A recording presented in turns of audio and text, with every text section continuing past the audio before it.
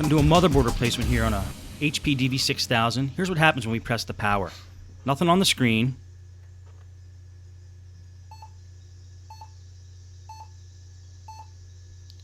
And we get a couple of beeps there. Now, it could be an error code. You can check that on the HP's website, see what 4 beeps mean. But we already did that, and we tried replacing the RAM, and it's definitely a motherboard problem. So since we already did a motherboard replacement on DV 6000, I'm just going to do this one in fast motion. You might be able to get something out of it because I'm doing it from a different angle. If you were planning on taking apart a DV 6000 and you missed something in the first video, this will work for you. So I'm just going to speed it up right now. Okay, like I pulled that RAM out. I wanted to show you that we did try replacing the RAM. It still could have been a RAM problem, but with the new RAM in, it did the same thing. So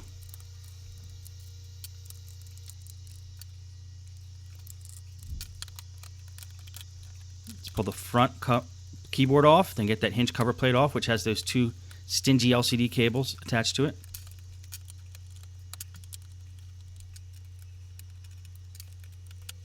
Pull off the hinges there, get the screen off. Then we realized we forgot to take the wireless antenna off and the webcam cord, which we should have done in the first place before we tried to pull the screen off. Now there's a few more screws here on the top plate to get off before we can detach it from the bottom plate. And we got to get all the screws out of the bottom plate before we detach it from the top plate. Now if you look at that little pile I'm amassing of screws, most of them are the same size. And this is the part of the DV 6000 that is a little tricky. There's those 2 standoffs that are keeping the 2 plates together. Definitely watch the first video to see about that. Okay, there's the motherboard. Just look for all the screws with the white arrows next to them. That should be able to give you enough indication of what screws to take out of the motherboard. Okay, let's take the processor CPU fan off. Let's get the processor out of there. Take a new motherboard, pull it out of the case, and that was the wrong motherboard, so I'm going to pull the correct motherboard out of the case. I'm going to reattach the CPU, the fan, and the heatsink. Yeah, I had 2 motherboards sitting over there. I accidentally pulled the wrong one, but it's a blooper. But this one is the correct motherboard. And HP's on the motherboard, right under the RAM, they have the model number, and you want to eBay. If you're doing a buying on eBay, you want to do an eBay search for that model number. That'll give you the exact motherboard that you need.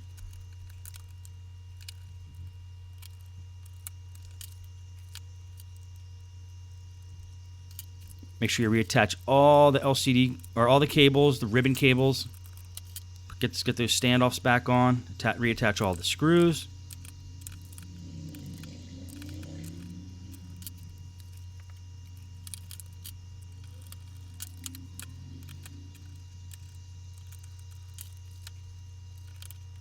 Attach the screen while you're holding it gently. Put all the screws back in.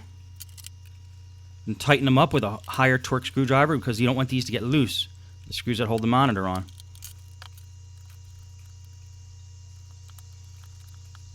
Man, I wish I could really do laptop repairs this fast in real life.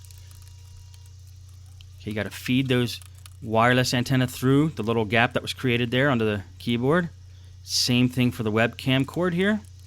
Make sure everything's flush so the keyboard doesn't have any lumps when you put it back on. It all has to go back properly. It's all nice and even. Now we can put this, start to reattach these ribbon cables. These are important ribbon cables. They control the power board on the hinge cover plate there. The power button and those LED lights. The quick launch, I think they're called. Make sure all the screws are in. Let's throw that keyboard in.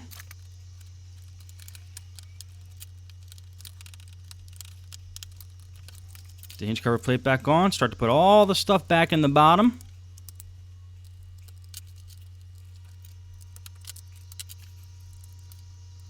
The wireless card.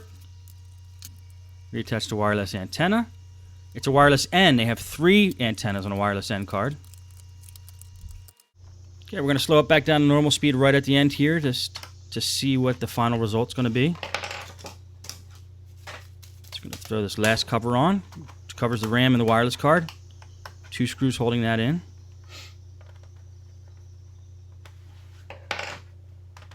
Put the battery back in.